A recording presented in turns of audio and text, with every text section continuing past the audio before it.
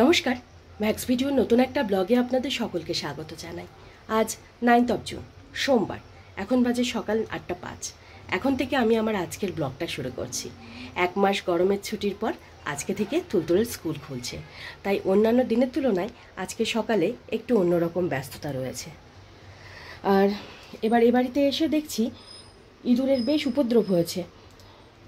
সকালে ঘুম থেকে উঠে দেখছি মশলাপাতি সব প্লাস্টিকগুলো কেটে কুটে মশলাপাতিগুলো ছড়িয়ে ছিটিয়ে একাকার পরিস্থিতি।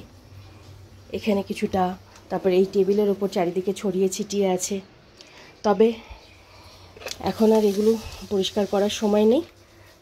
আগে তুলতুলকে রেডি করে স্কুলে পাঠিয়ে দিয়ে তারপরে আমি এই সমস্ত কাজে হাত দেব।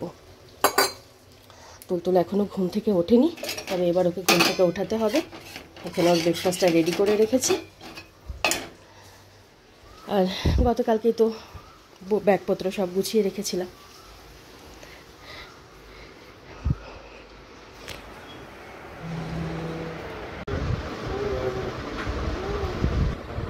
আর মামা শুজটা পরে নে। বাবা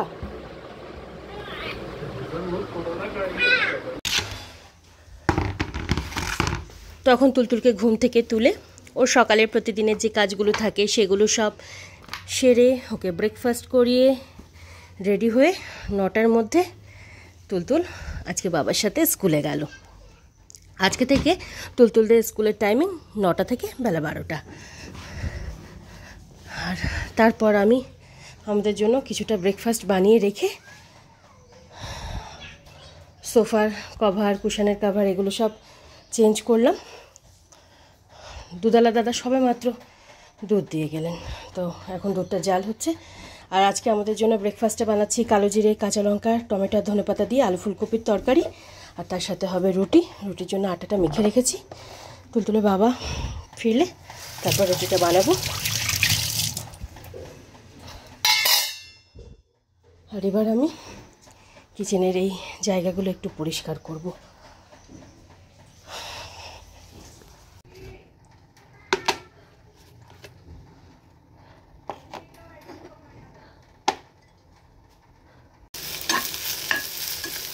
তখন কিচেনের এই জায়গাটা আর টেবিলটা ভালো করে পরিষ্কার করে টেবিল ক্লথটা চেঞ্জ করে জিনিসপত্রগুলো আবার জায়গা মতন গুছিয়ে রেখে আমাদের ব্রেকফাস্টের জন্য রুটি কটা বানাচ্ছিলাম।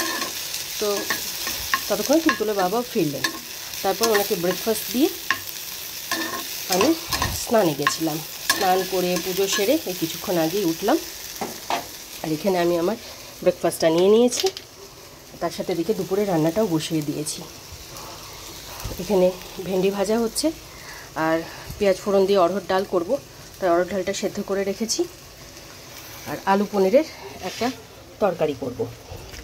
তো পনিরগুলো টুকরো করে কেটে রেখেছি। আর তুলতুলের জন্য আলু পনিরের একটা পাতলা ঝোল বানাবো।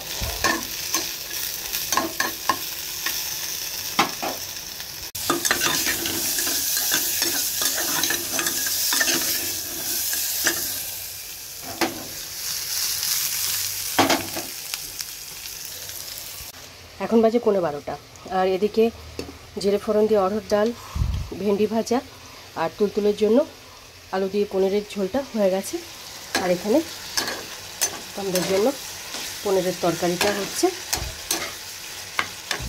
সিঙ্কি কিছু বাসন কুসন রয়েছে, সেগুলোই এখন আমি মেজে নিচ্ছি।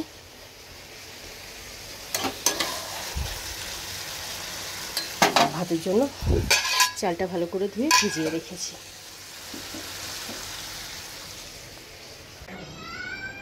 এখন বাজে 12:35। আর এদিকে আমার দুপুরে রান্নাবান্না প্রায় কমপ্লিট, শুধু ভাতটা হলেই হয়ে যায়। তো এখানে এখন ভাতটা হচ্ছে। তুলতুল কিছুক্ষণ আগে স্কুল থেকে ফিরলো। ওর হাত মুখটা ধুয়ে ড্রেসটা চেঞ্জ করিয়ে দিয়েছি। এবার ওকে গ্লুকোজের জলটুকু খাইয়ে দেব। না, এসো এসো বাবা। হ্যাঁ মা। তখন তুলতুলকে গ্লুকোজের জলটুকু খাইয়ে তেল মালিশ করে দেওয়ার পর ও নিজে নিজে একটু খেলা করছিল। সেই ফাঁকে আমি এদিকে কিছু কাজ ছিল সেগুলো সব সেরে ততক্ষণে ভাতটাও হয়ে গেছিলো। তারপর গ্যাস ওভেন, রান্নাঘর এগুলো সব ধুয়ে মুছে পরিষ্কার করে নিয়েছি। আর এই কিছুক্ষণ আগেই তুলতুলকে স্নান ধান করিয়ে রেডি করে দিলাম। আর আজকে দুপুরে রান্না হয়েছে ওদের 3 জনের জন্য ভাত। এখানে আছে তুলতুলের জন্য আলু দিয়ে পনিরের ঝোল, ভেন্ডি ভাজা, অরহর ডাল আর আলু পনিরের তরকারি।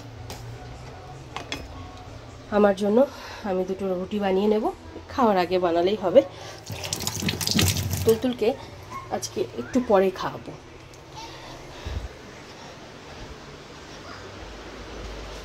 আর এখন আমি ওই সকালে যে কুশন কভার, তারপর সোফার কভার এগুলো সব সার্ফে ভিজিয়ে রেখেছিলাম, এগুলো সব কেচে ধুয়ে মেলে দেব। তারপরে ওকে লাঞ্চটা করিয়ে দেব। এই সবে মাত্র কুশন কভার, সোফা কভারগুলো কেচে ধুয়ে ব্যালকনিতে মেলে দিলাম। আর ওদিকে তুলতুলের খাবারটাও বেড়ে নিয়েছি।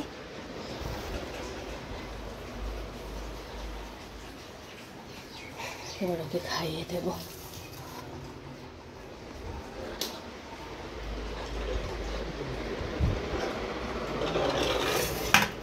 হ্যান্ড ওয়াশ করেছো মা?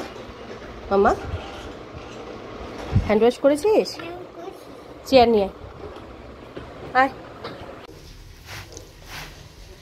তখন তুলতুলকে লাঞ্চ করানোর এক ফাঁকে তুলতুলের বাবা আর ধানের খাবারটা বেড়ে ওদের খেতে দিয়ে দিয়েছিলাম। আর তারপর তুলতুলকে লাঞ্চ করিয়ে ওর হাত মুখটা ধুয়ে ঘুম পাড়ানোর জন্য বেডে নিয়ে গিয়ে শুয়ে দিলাম। আর শোয়ানোর কিছুক্ষণের মধ্যে তুলতুল আজকে ঘুমিয়ে পড়েছে। ওকে ঘুম পাড়িয়ে এখন আমি কিচেনে এসে এখানে আমার জন্য 2টো রুটি বানিয়ে নিচ্ছি।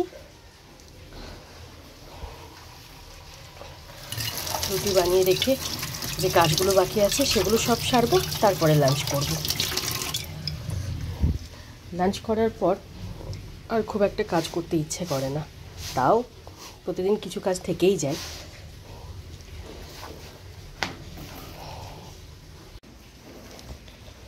তখন আমি আমার জন্য 2টো রুটি বানিয়ে আরেকবার গ্যাস ওভেন, রান্নাঘর এগুলো সব ধুয়ে মুছে পরিষ্কার করে, সিঙ্কে কিছু বাসন কুসন ছিল সেগুলো সব মেজে ধুয়ে রেখে আরও কিছু কাজ ছিল সেগুলো সব সেরে এই সবে মাত্র উঠলাম।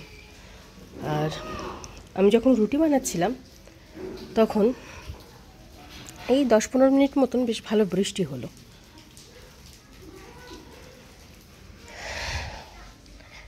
এদিকে লোডশেডিং হয়ে গেছে।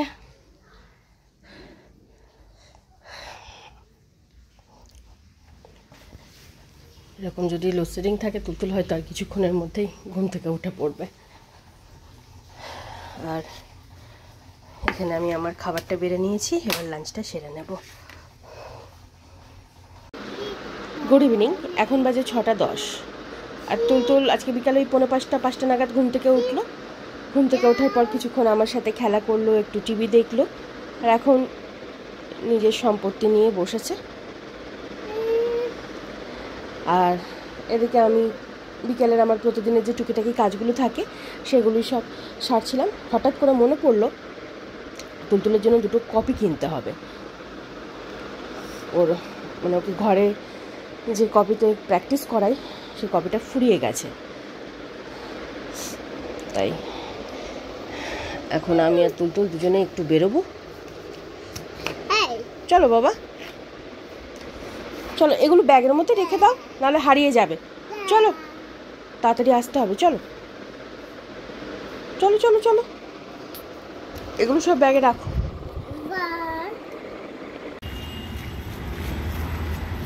ওই আন্টির দোকানে যেতে হবে। হ্যাঁ হ্যাঁ, ও দোকানে চলো চলো। জ্যাক, হ্যাঁ, বাই বাই করে দাও, জ্যাকুকে বাই বাই করে দাও। হ্যাঁ চলো চলো, ও এখন ঘরে যাবে। হ্যাঁ চলো চলো চলো, সন্ধ্যা হয়ে গেছে, চলো চলো। দৌড়াবে না বাবা, সামনে কিন্তু কাদা আছে।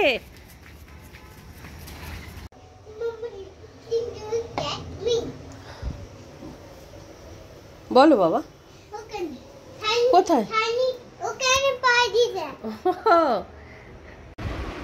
এখন বাজে 8:10, আর তখন বেরিয়ে আগে তুলতুলের জন্য একটা 3-in-1 কপি কিনলাম। তারপর আরও 2-একটা কাজ ছিল, সেগুলো সব সেরে এই 7:45 নাগাদ বাড়ি ফিরলাম। বাড়ি ফিরে হাত মুখ ধুয়ে ড্রেসটা চেঞ্জ করে আগে সন্ধে দিলাম। সন্ধে দিয়ে উঠে তুলতুলের বাবাকে চা করে দিয়ে তুলতুলকে দুধটুকু খাইয়ে কিচেনে 2-একটা কাজ ছিল, সেগুলো সব সেরে এই 5-7 মিনিট আগে তুলতুলকে নিয়ে পড়াতে বসিয়েছি। আর আজকে থেকে তো স্কুল খুলে গেছে, আর স্কুল খুলে যাওয়া মানেই রাশি হোমওয়ার্ক। 2 বুকসেই অনেক হোমওয়ার্ক দিয়েছে। এখন বসে বসে ওই হোমওয়ার্কগুলোই করাচ্ছি। ইরেজার কোথায় বাবা? এ দেখ নে করে নাও। হ্যাঁ, সুন্দর করে লেখো। হ্যাঁ হ্যাঁ, না এটা তো ম্যাম স্টার দেবে বাবা, মামা দেবে না। এটা স্কুলের বুক না, দেবে। সুন্দর করে লিখলে ম্যাম স্টার দেবেন।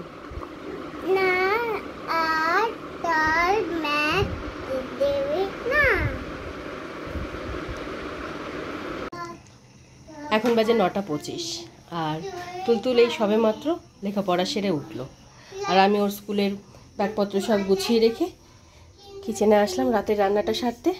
ভাত বসাবো, এমন সময় তুলতুল বলছে এগ রোল খাবে। এখন যদি এগ রোল খায় তাহলে রাতে তো ভাত খাবে না, কিন্তু বলেছে যখন একটা বানিয়ে দিই। যদি এগ রোলটা পুরোটা খায় তাহলে আজকে আর ভাত খাওয়াবো না। তো একটু আটা মেখে নিয়েছি, ওর জন্যই ওই একটা এগ রোল বানিয়ে দেবো।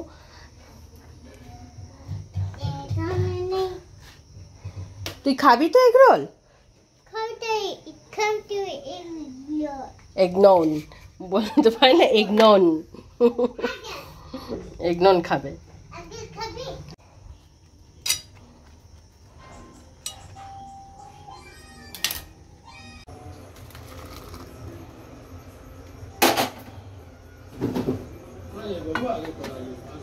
হ্যাঁ,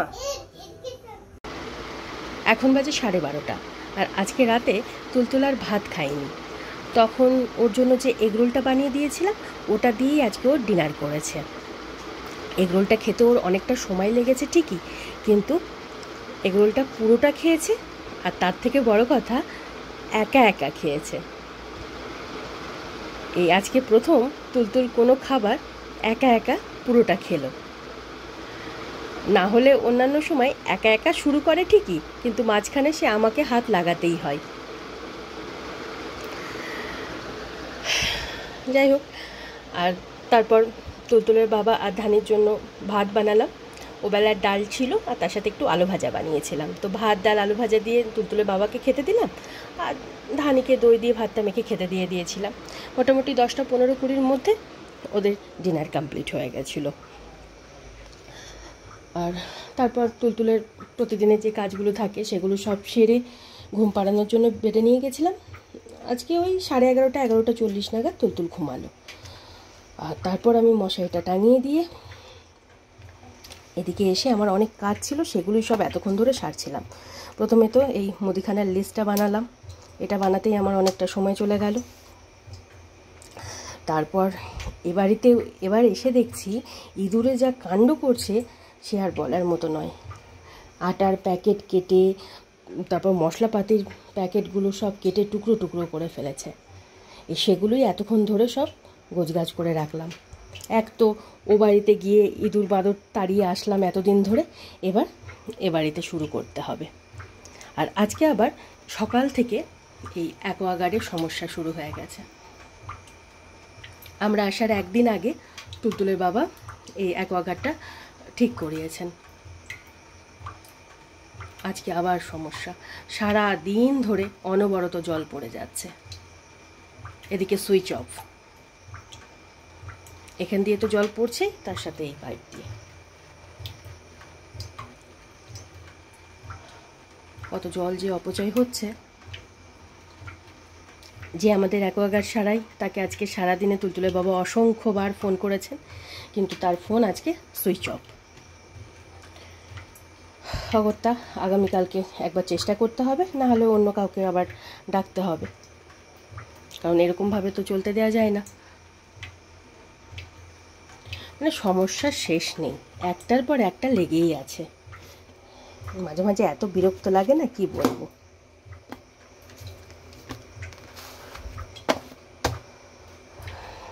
তবে ইঁদুর মারার ওষুধ তো এ ঘরে দেওয়া যাবে না। তুলতুল আর ধানি যা হুটোপুটি দৌড়াদৌড়ি করে সবসময় এদিক ওদিক, ওই ইঁদুর মারার কল আনতে হবে। কলটা এখানেই ছিল, তারপর কোথায় রাখা হয়েছে ওটা দেখতে হবে। এই বাড়িতে ইঁদুর ঢোকার অনেক রাস্তা আছে। এক তো এই এত বড় একটা জায়গা খোলা আছে, তারপর ওপরে ওই পাইপ টাইপগুলো আছে, যেখান সেখান দিয়ে ঢুকে পড়ে। তবে অন্যান্য বারের তুলনায় এবারে দেখছি ইঁদুর খুব উপদ্রব করছে। মানে সকালে উঠে তো মানে ভয়ঙ্কর অবস্থা ছিল। আজকে সারাদিন আমার এই সব গোছগাছ করতে করতেই কেটে গেছে। যেখানে হাত দিচ্ছি সেখানেই কাগজের টুকরো, সেখানেই কিছু না কিছু পড়ে আছে।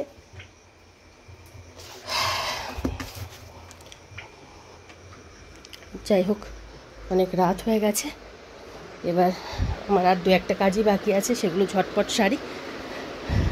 তাই আজকের ব্লগটা আমি এ পর্যন্তই রাখছি। আজকের ব্লগটা আমি এখানেই শেষ করছি। আমার এই ব্লগটা যদি ভালো লেগে থাকে তাহলে আমার এই চ্যানেলটাকে সাবস্ক্রাইব করে দেওয়ার জন্য বিশেষভাবে অনুরোধ রইল, সাথে লাইক আর শেয়ার করে দেওয়ার জন্য অনুরোধ রইল। সকলে ভালো থাকবেন। Bye and good night.